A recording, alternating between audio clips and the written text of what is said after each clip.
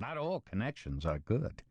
We save hours or days when we fly, yet it was the globe-hopping of a single promiscuous flight attendant that got the AIDS epidemic off to a fast start. We are threatened by terrorist networks, such as Al-Qaeda. The complex integration of the electric power grid in North America as well as other parts of the world means that a failure in suburban Ohio can black out large sections of the Northeast, the Midwest, and Canada, as happened in 2003. Politics and financial markets in one corner of the globe can affect financial markets everywhere. On a small scale, this means that a rebel attack on a Nigerian oil pipeline can cause a spike in world prices that will be reflected at the pump within days. Writ large, this means that a mortgage crisis in the United States can devastate financial markets around the world. Connection means vulnerability.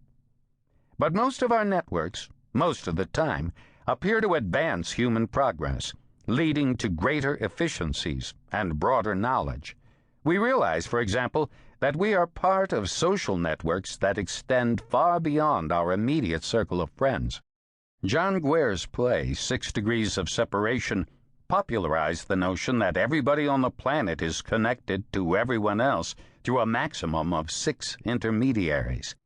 The extension of social worlds beyond a network of local friends is greatly abetted by electronic communications networks, wired and, increasingly, mobile telephones and text messages, and, most transformative of all, the Internet with its email, instant messaging, and World Wide Web. Email, instantaneous and practically free, seems overnight to have supplanted first-class mail, a staple of the postal network that only 2 or 3 generations ago was itself a transformative network. I was 4 degrees of relationship away from Chao Shangji, the owner of the Chinese auto club I joined in Chapter 5.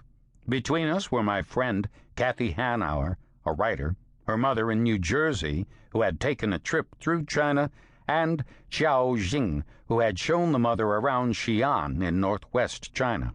And much of my trip to China was organized via instant messages, of which the Chinese are very fond. 10 years earlier, the trip would have been put together over the phone, at significantly greater expense, with voice calls or faxes. Have electronic communications rendered road networks less important? Hardly. Our inner circle of friends, our home communities, are still connected by roads.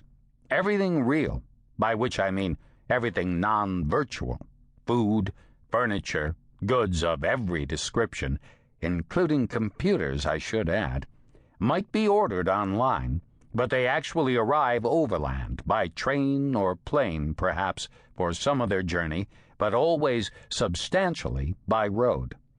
The bumper sticker you see on trucks reminds us, if you've got it, a trucker brought it. Roads remain the essential network of the non-virtual world. They are the infrastructure upon which almost all other infrastructure depends. They are the paths of human endeavor. Roads have probably always played a role in the shaping of human settlement, but it was the Romans who first demonstrated what a large network of roads could do. The Appian Way was only the most famous road leading out of Rome. 18 others did as well, part of a system that, at its peak, extended 53,000 miles. The Roman roads, and the empire, extended as far as the British Isles, over the Alps to Spain and Central and Eastern Europe, east to present-day Greece and Turkey, and through the Holy Land, all the way around the Mediterranean, including North Africa.